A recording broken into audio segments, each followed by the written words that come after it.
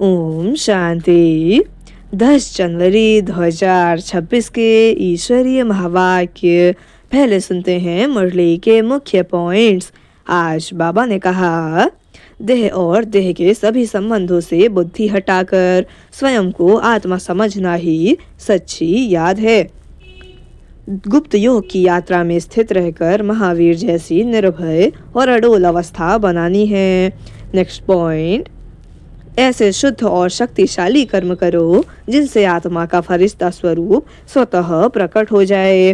फिर बाबा ने कहा, बाप दादा की श्रीमत पर कदम कदम चलना ही पुरुषार्थ की सच्ची निशानी है। फिर लास्ट में बाबा ने कहा, दधीची ऋषि की तरह अपनी हड्डी हड्डी स्वाहा किए बिना व्यक्त से अव्यक्त, मनुष्य से फरिश्ता बनना संभव नहीं है। और अब सुनते हैं महावाक्यों को विस्तार से। मुरली का सार है, मीठे बच्चे, तुम्हारी याद की यात्रा बिल्कुल ही गुप्त है। तुम बच्चे अभी मुक्ति धाम में जाने की यात्रा कर रहे हो। प्रश्न है आज का, स्थूल वतनवासी से सूक्ष्म वतनवासी फरिश्ता बनने का पुरुषार्थ क्या है? उत्तर, सूक्ष्म वतनवासी फरिश्ता बनना है तो रूहानी सर्विस में हड्डी हड्डी स्वाहा करो। बिना हड्डी स्वाहा किए फरिश्ता नहीं बन सकते, क्योंकि फरिश्ते बिगर हड्डी मांस के होते हैं। इस बेहद की सेवा में दधीची ऋषि की तरह हड्डी हड्डी लगानी है, तभी व्यक्त से अव्यक्त बनेंगे। गीत है आज का, धीरज धर मनुआ। अच्छा, ओम शांति। बच्चों को इस गीत से इशारा मिला कि धीरज धरो। बच्चे जानते हैं हम श्रीमत पर पुरुषार्थ कर रहे हैं और जानते हैं कि हम इस गुप्त योग की यात्रा पर हैं। वह यात्रा अपने समय पर पूरी होनी है। मुख्य है ही यह यात्रा, जिसको तुम्हारे सिवाय और कोई भी नहीं जानते हैं। यात्रा पर जाना है ज़रूर, और ले जाने वाला पंडा भी चाहिए। इसका नाम ही रखा हुआ है पांडव सेना। अब यात्रा पर हैं, स्थूल लड़ाई की कोई बात नहीं है।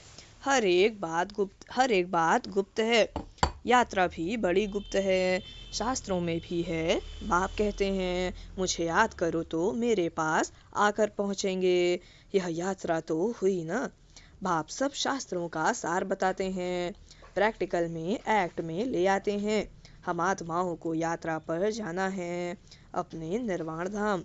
विचार करो तो समझ सकते हैं, यह है मुक्ति धाम की सच्ची यात्रा। सब चाहते हैं हम मुक्ति धाम में जाएं। यह यात्रा करने के लिए कोई मुक्ति धाम का रास्ता बताए, परंतु बाप तो अपने समय पर आपे ही आते हैं, जिस समय को कोई नहीं जानते हैं। बाप आकर समझाते हैं तो बच्चों को निश्चय होता है, बरोबर यह सच्ची यात्रा है जो गाई हुई है। भगवान ने यह यात्रा सिखाई थी, मनमना भव, मध्याजी भव। यह अक्षर भी तुम्हारे काम के बहुत हैं। सिर्फ किसने कहा, यह भूल कर दी है। कहते हैं देह सहित देह के संबंधों को भूल जाओ। इनको, ब्रह्मा बाबा को भी देह है, इनको भी समझाने वाला दूसरा है। जिसको अपनी देह नहीं है वह बाप है विचित्र, उनको कोई चित्र नहीं है। और तो सबके चित्र हैं, सारी दुनिया चित्रशाला है। विचित्र और चित्र अर्थात जीव और आत्मा का यह मनुष्य स्वरूप बना हुआ है, तो वह बाप है विचित्र। समझाते हैं मुझे इस चित्र का आधार लेना पड़ता है। बरोबर शास्त्रों में है, भगवान ने कहा था, जबकि महाभारत लड़ाई भी लगी थी। राजयोग सिखाते थे, जरूर राजाई स्थापन हुई थी। अभी तो राजाई है नहीं। राजयोग भगवान ने सिखाया था नई दुनिया के लिए, क्योंकि विनाश सामने खड़ा था। समझाया जाता है ऐसा हुआ था जबकि स्वर्ग की स्थापना हुई थी। वह लक्ष्मी नारायण का राज्य स्थापन हुआ था। अभी तुम्हारी बुद्धि में है सतयुग था, अभी कलयुग है। फिर बाप वही बातें समझाते हैं। ऐसा तो कोई कह ना सके कि मैं परम धाम से आया हूँ तुमको वापस ले जाने। परमपिता परमात्मा ही कह सकते हैं, ब्रह्मा द्वारा, और किसके द्वारा भी कह नहीं सकते। सूक्ष्म वतन में है ही ब्रह्मा, विष्णु, शंकर हैं अव्यक्त। ब्रह्मा ब्रह्मा के लिए भी समझाया है कि वह है अव्यक्त ब्रह्मा और यह है व्यक्त। तुम अभी फरिश्ता बनते हो। फरिश्ते स्थूल वतन में नहीं होते। फरिश्तों को हड्डी मांस नहीं होता है। यहाँ इस रूहानी सर्विस में हड्डी आदि सब खलास कर देते हैं, फिर फरिश्ते बन जाते हैं। अभी तो हड्डी है ना। यहाँ भी यह भी लिखा हुआ है, अपनी हड्डियाँ भी सर्विस में दे दी। गोया अपनी हड्डियाँ खलास करते हैं। स्थूल वतन से सूक्ष्म वतनवासी बनना है। यहाँ हम हड्डी देकर सूक्ष्म बन जाते हैं। इस सर्विस में सब स्वाहा करना है। याद में रहते रहते हम फरिश्ते बन जाएंगे। यह भी गाया हुआ है। मिरुआ मौत मलू का शिकार।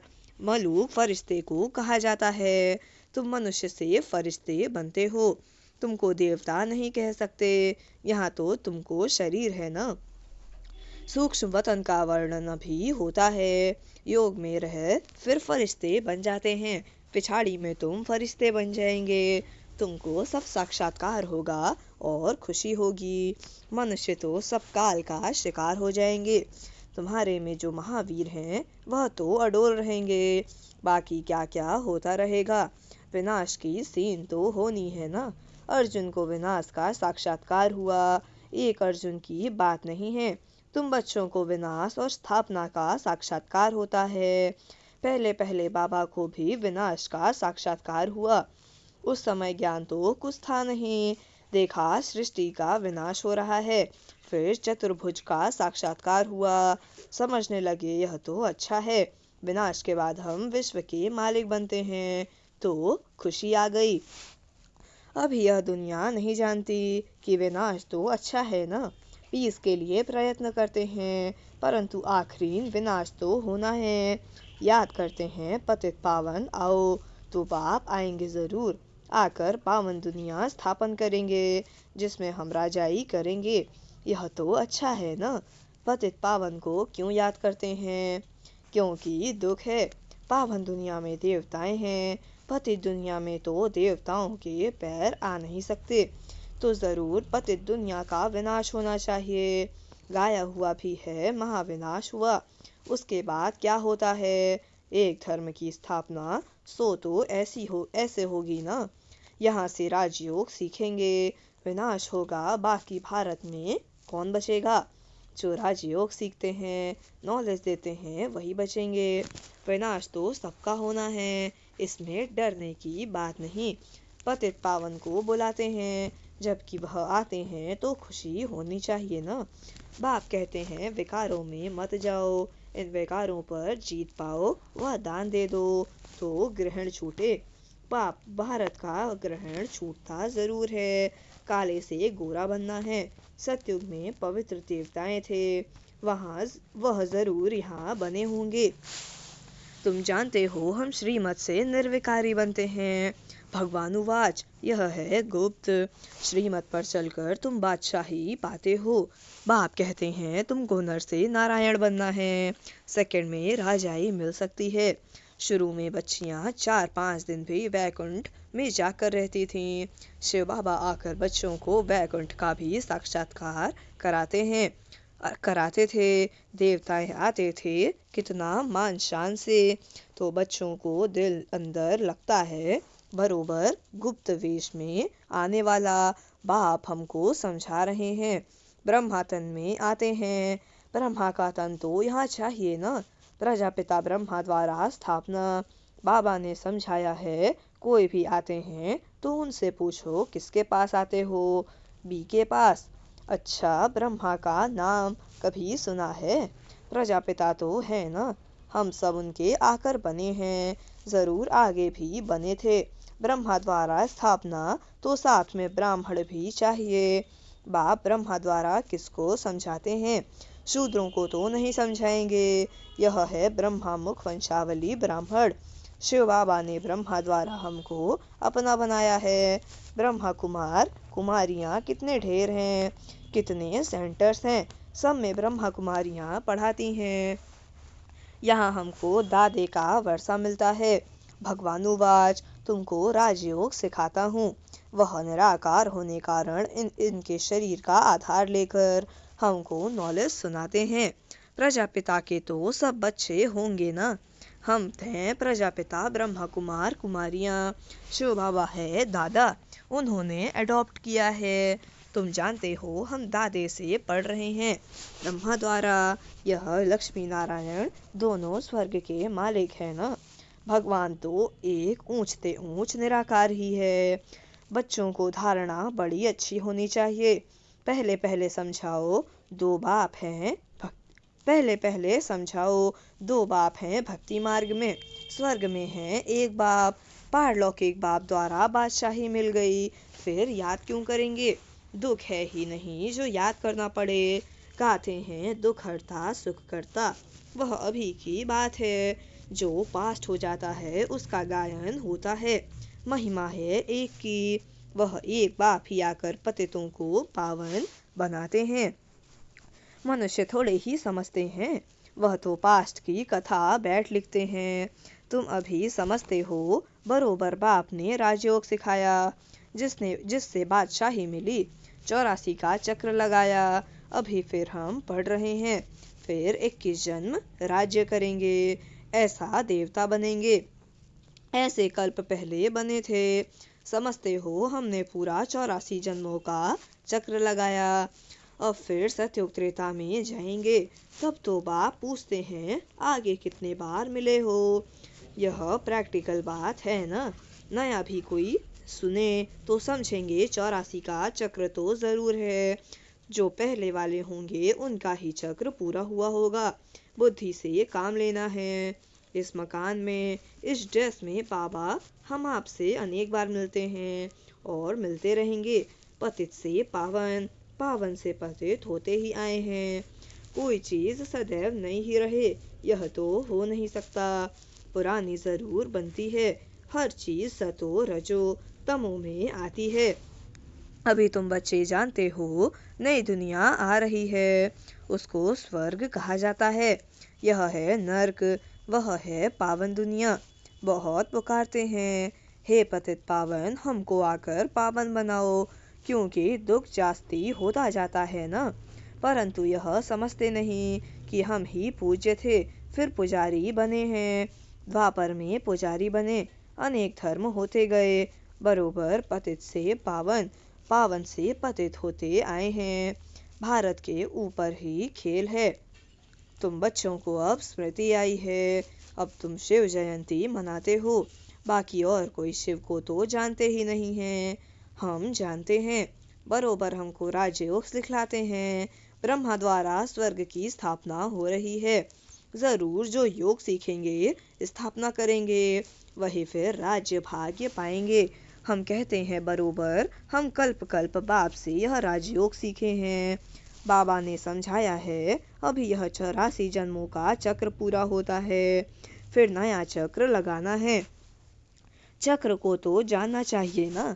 भले यह चित्र न हो तो भी तुम समझा सकते हो। यह तो बिल्कुल सहज बात है। बरोबर भारत स्वर्ग था, अब नर्क है। सिर्फ वह लोग समझते हैं कलयुग अर्जुन बच्चा है। तुम कहते हो यह तो कलयुग का अंत है, चक्र पूरा होता है। बाप समझाते हैं मैं आता हूँ पतित दुनिया को पावन बनाने।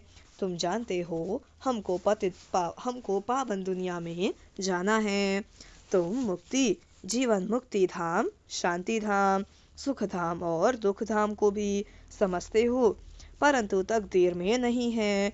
तो फिर यह ख्याल नहीं करते कि क्यों न हम सुख धाम में जाएं। बरोबर हम आत्माओं का घर वह शांति धाम है। वहाँ आत्मा को ऑर्गन्स न होने कारण कुछ बोलती नहीं है। शांति वहाँ सबको मिलती है। सतयुग में है एक धर्म। यह अनादि अविनाशी वर्ल्ड ड्रामा है जो चक्र लगाता ही रहता है। आत्मा कभी विनाश नहीं होती है। शांति धाम में भी थोड़ा समय ठहरना ही पड़े। यह बहुत समझ की बातें हैं।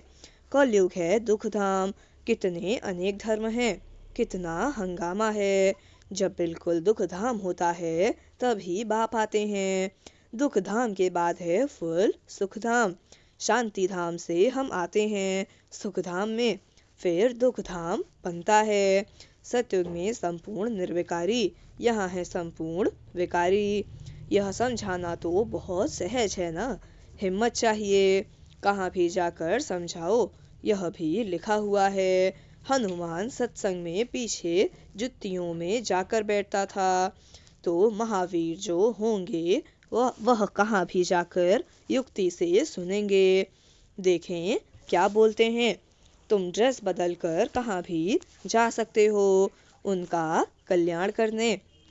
बाबा भी गुप्त वेश में तुम्हारा कल्याण कर रहे हैं ना। मंदिरों में कहाँ भी निमंत्रण मिलता है तो जाकर समझाना है। दिन प्रतिदिन तुम होशियार होते जाते हो, सबको बाप का परिचय तो देना ही है, ट्रायल करनी होती है। यह तो गाया हुआ है। पिछाड़ी में सन्यासी राजाएं आदि आए, राजा जनक को सेकंड में जीवन मुक्ति मिली, वह फिर जाकर त्रेता में अनुज नक बना। अच्छा, मीठे मीठे सिकिल थे बच्चों प्रति माता पिता बाप दादा का याद प्यार और गुड मॉर्निंग। रूहानी बाप की रूहानी बच्चों को नमस्ते। हम रूहानी बच्चों की रूहानी माता पिता बाप दादा को याद प्यार और गुड मॉर्निंग। नमस्ते नमस्ते नमस्ते। शुक्रिया बाबा, शुक्रिया। धारणा के लिए मुख्य सार। पहली पॉइंट, अंतिम विनाश की सीन देखने के लिए अपनी स्थिति महावीर जैसी निर्भय अडोल बनानी है, गुप्त याद की यात्रा में रहना है। दूसरी पॉइंट, अव्यक्त वतनवासी फरिश्ता बनने के लिए बेहद सेवा में दतीची ऋषि की तरह अपनी हड्डी हड्डी स्वाहा करनी है। वरदान है आज का, पहली श्रीमत पर विशेष अटेंशन दे, फाउंडेशन को मजबूत बनाने वाले सहज योगी भव।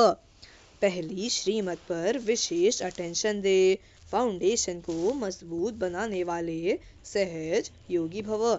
वरदान का स्पष्टीकरण है, बाप दादा की नंबर 1 श्रीमत है कि अपने को आत्मा समझकर बाप को याद करो।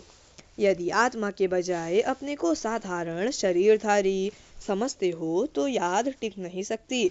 वैसे भी कोई दो चीज़ों को जब जोड़ा जाता है तो पहले समान बनते हैं। ऐसे ही आत्मा समझकर याद करो तो याद सहज हो जाएगी। यह श्रीमत ही मुख्य फाउंडेशन है। इस बात पर बार बार अटेंशन दो तो सहज योगी बन जाएंगे। स्लोगन है आज का, कर्म आत्मा का दर्शन कराने वाला दर्पण है, इसलिए कर्म द्वारा शक्ति स्वरूप को प्रत्यक्ष करो। कर्म आत्मा का दर्शन कराने वाला दर्पण है, इसलिए कर्म द्वारा शक्ति स्वरूप को प्रत्यक्ष करो। अव्यक्त इशारे, इस अव्यक्ति मास में बंधन मुक्त रहे, जीवन मुक्त स्थिति का अनुभव करो। क्या कहा? इस अव्यक्ति मास में बंधन मुक्त रहे, जीवन मुक्त स्थिति का अनुभव करो। ब्राह्मण सो फरिश्ता अर्थात जीवन मुक्त। जीवन बंध नहीं, न देह का बंधन, न देह के संबंध का बंधन, न देह के पदार्थों का बंधन। अगर अपनी देह का लगाव खत्म किया तो देह के संबंध और पदार्थ का बंधन आपे ही खत्म हो जाएगा। ऐसे नहीं, कोशिश करेंगे। कोशिश शब्द ही सिद्ध करता है कि पुरानी दुनिया की कशिश है, इसलिए कोशिश शब्द समाप्त करो, देह भान को छोड़ो। अच्छा, ओम शांति।